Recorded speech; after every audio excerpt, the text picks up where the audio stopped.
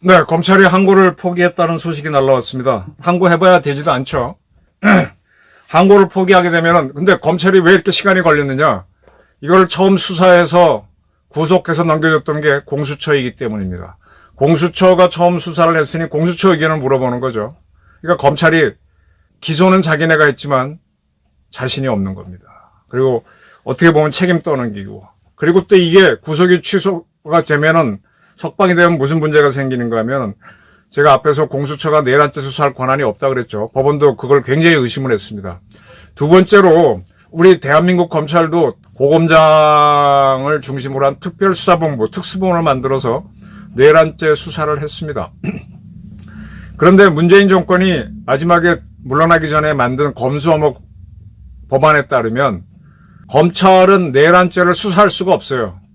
근데 내란죄 수사를 윤 대통령 건을 공수처로부터 받아서 기소를 했고, 물론 뭐 추가로 수사한 건 없다고 하지만, 그 다음에 내란죄 혐의로 김용현 등 민간인들을 구속 수사했습니다. 이것도 법적 근거가 없죠. 따라서 그들도, 김용현 씨들도 구속 취소가 될 수도 있습니다. 그리고 윤석열, 김용현 등을 내란 혐의로 기소한 거는 각하할 수도 있습니다. 이게 탄핵 심판이 조만간 나올 거기 때문에 법원도 크게 서두르지는 않는 것 같은데 굉장히 강한 임팩트를 헌재에 줬다, 이렇게 볼 수 있습니다. 검찰은 내란죄 수사권이 없다. 공수처도 내란죄 수사권이 없다. 수사가 없는 데에서 수사를 한 거는 엉터리다. 따라서 엉터리 결과물을 버릴 뿐만 아니라 이 수사를 한 것까지도 잘라내야 된다. 독과 일이 열리는 독나무는 베어버려야 된다. 이렇게 되는 겁니다. 네, 2025년 3월 7일 밤 10시, 11시가 다 돼갑니다. 이정훈입니다. 앞선 보도에서 윤석열 대통령 구속 취소가 결정됐고요.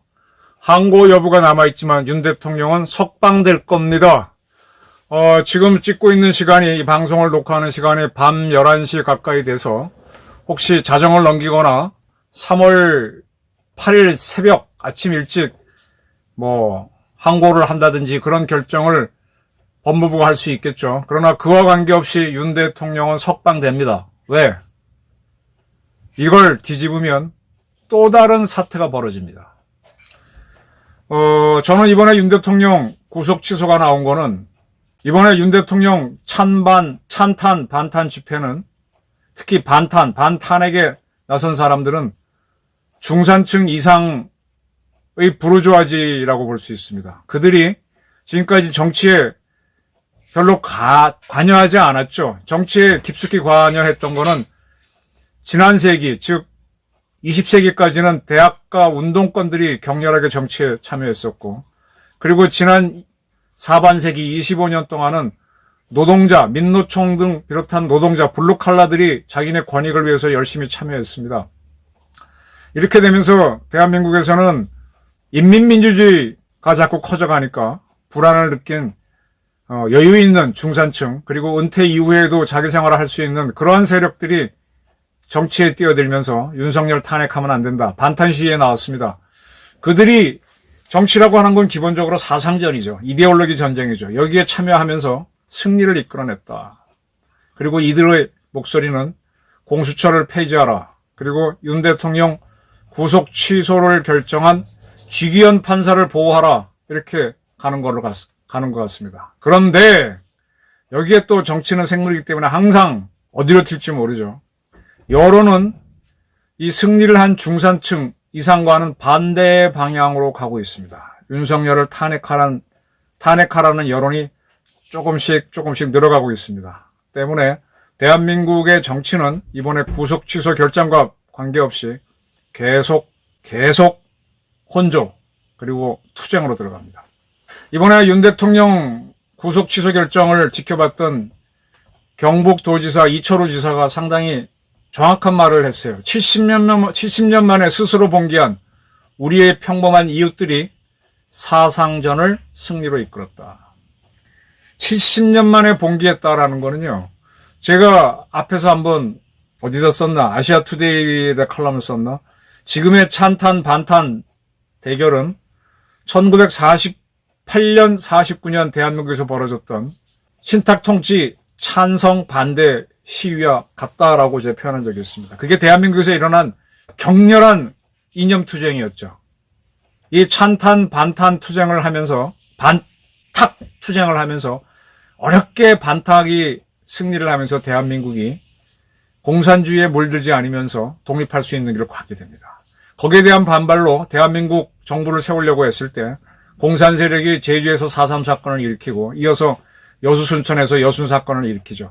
그 두 사건을 통해서 우리 사회에 있는 공산 세력을 척결하고 바로 6.25 전쟁을 치르면서 우리는 이념에 있어서의 혼란을 정리하고 달려왔습니다. 근데 지금 87년 체제, 60 체제가 연좌제를 없애면서 다시 그 세력들이 자생적 코뮤니스트라고 할까? 또는 뭐 연계된, 북한과 연계된, 중국과 연계된 세력이라고 할까? 그들이 커지면서 바로 같으면은 뭐 시국사범이기 때문에 또는 연좌제에 걸리기 때문에 또 전과자이기 때문에 절대로 대한민국 정치권이나 언론, 그 다음에 주요 기관, 행정부에 들어올 수 없는 자들이 대거 들어왔죠. 우리 국회에 운동권 출신 전과자들이 버글버글합니다. 그리고 시위 전략을 가진 사람들이 고시를 또는 시험을 통해서 뭐 판사 세계, 언론 세계에 진출하면서 지금같이 꽉 막힌 세상이 됐는데 그것 때문에 윤석열 대통령이 반국가 세력을 척결하기 위해서 계엄령을 선포한다라고 밝혔었는데 드디어 사상전을 벌인 거죠. 근데 워낙 준비가 안 됐기 때문에 대통령이 탄핵되는 위기를 맞다가 진짜 심각하구나 하고 이 땅에 부르주아지 중산층 이상이 일어나면서 사상전을 벌였는데 승리로 이끌었다. 이철호 지사는 우리의 평범한 이웃들이 사상전을 승리로 이끌었다라고 했지만 저는 평범한 이웃들은 아니고요. 중산층 이상, 대한민국에서 가장 많은 세금을 내고 대한민국을 위해서 가장 많은 부담을 지고 있는 이들이 그전까지는 본인들이 여유가 있으니까 상대적으로 시위를 과거 같으면 연좌제에 걸려가지고 진출이 어려웠던 사람들이 민주화를 이유로 시위를 격렬하게 벌였죠. 그리고 블루칼라들이 자기네 권익을 위해서 굉장히 시위를 벌일 때 이들은 그럴 수 있다라고 기다려줬습니다만 이제는 너무 심해서 대한민국이 넘어갈 것 같으니까 이들이 사상전에 뛰어들었다는 게 이번에 반탄 시위고 그리고 승리로 이끌었다라고 저는 봅니다. 앞선 방송에 조금 설명을 드렸는데 조금 더 구체적으로 설명할 수 있을 것 같아요. 지금 쥐기현 판사가 상당히 공감되는 판결을 했어요. 제가 그 전에 항공우주연구원한테 민사소송을 당했을 때 정확한 보도를 했는데 엉뚱한 판결을 했죠. 정부가 공식 발표가 있기 전에 제가 취재원들을 모아서 취재해서 쓴 것과 정부가 발표한 거는 문구는 다를 수밖에 없지만 내용이 같은데 문구가 다르니까 이 정도는 틀렸다. 이렇게 해서 이제 뭐 민사소송에 졌는데 나중에 2심에서 이겼을 때 2심 판사가 참 저는 못마땅했는데 이런 아이디어를 냈었죠. 그 친구가. 항공우주연구원은 100% 정부 예산으로 움직이는 정부기관이다. 정부는 국민을 위해 봉사하는 국민이 주권자가 주인이면 그 종이 정부죠. 따라서 그 종에 대해서는 주인이 어떠한 얘기든지 할 수 있다. 그러나 그 종 중에 종을 구성하는 사람들도 국민이죠. 특정한 이인을 거론해서 그 사람의 명예를 훼손했다면 명예훼손이 성립될지 모르지만 그걸 거론하지 않고 항우연 전체 사업에 대해서 이야기한 거는 이거는 명예훼손이 성립이 안 된다. 아예 성립이 안 된다는 걸로 판결을 해서 제가 헛일을 했다고 했었는데 어쨌든 뭐 그런 식으로 앞에 1심 판사가 무리하게 판결한 거를 다른 논리로 딱 하는 걸 보면서 판사들이 머리는 좋은데 저는 굉장히 못마땅한 적이 있었지만 근데 이번에 쥐기현 판사가 대한민국의 이번 시스템을 하나 깨버렸어요. 이제 누구 용의자를 체포해 오면 체포한 사람이 억울하니까 내가 체포된 게 맞는지 적부심을 신청하죠. 그 다음에 구속영장이 청구되면 역시 또 실질심사를 받겠다고 신청을 합니다. 그러면 그 시간이 있는데 그 시간만큼을 구속기관에서 뺄 거냐가 문제였습니다. 지금까지는 시간 단위로 하지 않고 이날 쥐판사가 잘 얘기했어요. 23시간 동안 적부심을 받았다. 그런데 전날 밤 11시에 적부심이 들어가서 23시간 지나면 그 다음날 밤 10시에 끝나죠. 이렇게 되면 날짜 수는 이틀이니까 구속기간은 이틀 늘리는 거. 또 영장심사도 마찬가지고요. 그렇게 느리다 보면은 이건 전적으로 피의자한테 불리하다. 정확하게 그 시간만큼 빼는 게 옳다. 지금까지는 이틀을 인정해줬는데 인정 못하겠다라는 그런 결정을 내린 거예요. 새로운 본인이 룰을 만든 겁니다. 지금까지는 거기에 대한 명확한 설명 없이 흘러왔는데 이렇게 하게 되면 피의자 인권을 기본적으로 보호한다는 취지에 어긋난다라고 하면서 따라서 이걸 시간 단위로 계산하게 되면 윤석열 대통령 구속기간이 지난 다음에 기소한 거니까 무조건 석방해라. 네. 이거는 앞으로 항고를 해도 뒤집지 못할 거예요. 앞으로 모든 판사가 이런 기준으로 판단하게 될 겁니다. 시간으로 하는 게 옳죠. 그럼 왜냐하면은 그러면 어떤 사람은 23시간 동안 적부심을 받는데 새벽 0시 30분에 신청을 합니다. 23시간 지나면은 어떻게 되나요? 0시 30분에 했으니까 밤 11시 30분에 끝나죠. 그러면 그 사람은 하루만 기존대로 하면 연장되는 거잖아요. 근데 그걸 1시간만 땡겨서 전날 밤 11시 반에 해주면 밤 10시 반에 끝나는데 이 사람은 이틀이 연장되니까 이건 공평하지가 않다. 그러니까 시간 단위로 하는 거기 때문에 앞으로 모든 판사는 이런 기준으로 구속시간을 결정할 건데 이거를 억울하다고 항고를 검찰에 한다? 뒤집어지지 못할 거예요. 뭐 자기네 체면을 위해서 해볼 수는 있겠지만 실익은 없다. 그 다음에 이제 이번에 지기현 판사가 상당히 중요한 얘기를 했습니다. 윤 대통령 측이 공수처가 내란죄 수사할 수 없다라고 했고 한 부분이 있는데 이 내란죄를 수사할 수 있는지에 대해서는 법령에 명확한 규정이 없다. 명확한 규정이 없다 그랬는데 사실은 공수처법 보게 되면 공수처가 수사할 수 있는 게 나열돼 있죠. 거기에 내란죄는 안 들어있습니다. 그러니까 이 문제를 명확하게 다루면 싸움이 커지니까 법령에 명확한 규정이 없고 대법원 또한 이에 대한 판례나 해석을 남긴 적이 없다. 이렇게 슬쩍 피해갔습니다. 그렇지만 수사의 명확성, 절차의 명확성, 수사 과정의 적법성에 의문의 여지가 없어야 되기 때문에 구속 취소를 한다라고 그랬습니다. 이거는 공수처, 당신 오동훈 씨, 오동훈 처장 내란죄로 윤석열을 수사하고 구속한 거는 위법이요라는 거를 간접적으로 암시하는 걸로 보입니다. 따라서 윤 대통령 사건과 별개로 공수처장 오동훈 처장에 대한 수사 여부도 앞으로 검토될 것으로 보입니다. 공수처 폐지해야 된다는 여정도 일어날 겁니다. 굉장히 중요한 걸 했어요. 아주 그걸 딱 찍어서 주기현 판사가 표현하지는 않았지만 문제가 있다라고 했습니다. 그리고 이걸 정리하지 않으면 나중에 재심에 걸리니까 이거는 두고두고 우리 법원은 용서할 수 없다 그러는데 이거를 다른 판사가 봤을 때 이걸 뒤집어 어려울 겁니다. 그리고 신병인치란 말이 나왔는데 언론들이 신병인치를 설명을 잘 안 하고 있고 저도 지금 찾아보니까 신병인치에 대해서는 특별한 어떤 해석이 없습니다. 사람을 체포하는 건 다 아시죠?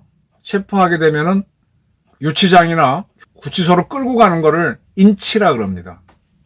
이번에 주기현 판사는 공수처에서 검찰로 사건을 넘기면서 신병인치를 거치지 않았다.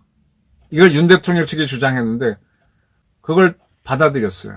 그러니까 검찰로 넘길 때 윤 대통령 신병을 넘겨줘야 되는데 그대로 서울구치소에 있는 상태로 그대로 넘겼죠. 그 절차가 없었다. 그러니까 이것도 적법하게 한 게 아니다라는 겁니다. 뭐 이 부분은 크게 중요한 것 같지는 않은데 공수처 네가 정확하게 법대로 움직이라. 아까 제가 앞선 방송에서 이 증거를 채증하는 과정에서 문제가 있으면 그 증거를 채택하지 않는다. 그게 이제 법원의 판단이죠. 근데 이걸 가만 냅두면은 한 번만 툭 치고 나오면은 문제가 되니까 아예 이건 그런 식으로 증거 수집 못하도록 즉 독과일을 맺는 나무는 아예 독수는 베어버려라. 그러니까 인정하지 못하겠다. 공수처에 대해서 굉장히 사인을 날렸습니다. 이러한 판단을 한 집판사는 국제인권법연구회 출신으로 알려져 있습니다. 진보 성향 모임인데 이런 판결을 했네요. 호남 전남 숭주군 출신 그 서남사가 있는 숭주 출신 수남 출신입니다. 그러나 공부는 서울에서 했고 강남 개포고 서울법대 나왔고. 근데 지금까지 제가 이 사람이 지휘판사가 판단하는 거 보게 되면 이재용 사건, 이재용 삼성회장 사건 19개 혐의 전부 무죄를 선고한 적이 있고, 반대로 마약 혐의로 기소된 유아인에게는 벌금 200만 원, 징역 1년 엄하게 했고, 통진당 비례대표 경선에서 대리투표 혐의로 기소된 사람들한테는 징역 4개월, 집행유예 1년을 꽝꽝 때리는 상당히 그런 판사다. 그래서 이제 지판사에 대해서 이제 민노총을 비롯한 이런 세력들이 상당히 압박을 가할 수 있기 때문에 지판사를 보호해야 된다. 이 지기현 판사한테 윤 대통령 내란 혐의 재판이 배당됐다 할 때부터 지판사를 보호해야 된다는 얘기가 있었는데, 아마 이런 것들이 이번 사상전에서 승리한 중산층들이 신경을 쓰지 않을까 예상이 됩니다. 그리고 지금 한남동 윤 대통령 관저가 있는 곳으로 보수 세력이 많이 몰려갔어요. 상당히 많이 몰려갔습니다. 물론 윤 대통령이 체포될 때보다는 적지만 한 800에서 1000명이 몰려가서 윤 대통령 즉시 귀환을 요구하고 있고, 그에 맞서서 이제 찬탄 단체들, 윤석열 아웃 청년 학생 공동행동, 그 다음에 윤석열 즉각퇴진 사회 대개혁 비상행동, 이쪽에서는 윤 대통령 구속하라라고 하면서 한남동에서 서로, 한남동 가보면 북쪽, 남산 쪽에는 반탄, 남쪽에는 옛날 구당국대 쪽으로는 찬탄 쪽인데 나눠져 있습니다. 지금 윤 대통령 즉시 귀환을 위해서 몰려간 사람들은요, 일을 하지 않아도 되는 중산층들입니다. 그리고 리타이어 한 사람들이 많이 가서 하고 있어요. 자발적으로 하고 있고요. 지금 윤 대통령을 구속을 유지해야 된다는 세력들은 젊은 사람들이 되게 가 있습니다. 젊은 사람들이면 어떻게든 간에 사회에서 먹고 살아야 되기 때문에 시위할 여지가 없어요. 근데 이런 사람들이 여기 갔다는 거는 시위만으로 해도 먹고 살 수 있는 그런 사람이라는 얘기죠. 즉 직업적인, 즉 민노총이라든지 또는 어느 단체로부터 시위를 해도 먹고 살 수 있는 게 보장되는 사람들이 하는 겁니다. 그래서 이게 가보면 다릅니다. 반탄 사람들은 왔다 갔다 저 힘들면 집에 가고 나이가 많으시니까 저쪽 사람들은 쭉 앉아 있어요. 그리고 반탄 쪽은 왔다가 갔다가 하니까 가는 사람들 빼고 나면 오는 사람만 보태면 굉장히 많죠. 총원 숫자는 뭐 800명, 1000명일지라도 왔다가 가는 사람 보태면 굉장히 많고 저쪽은 일정합니다. 자, 이렇게 반탄 쪽이 많은데 이 갤럽이 여론조사를 했습니다. 국힘당에서 민주당으로 정권을 넘겨야 한다. 정권 교체 지지가 52%. 아니다. 국힘당이 그대로 대통령을 낳아야 된다. 37%. 정권 교체를 해야 된다는 응답은 앞선 조사보다도 1%포인트 올랐고, 정권을 국힘당이 유지해야 된다는 답변은 1%포인트 줄었다. 이렇게 나왔습니다.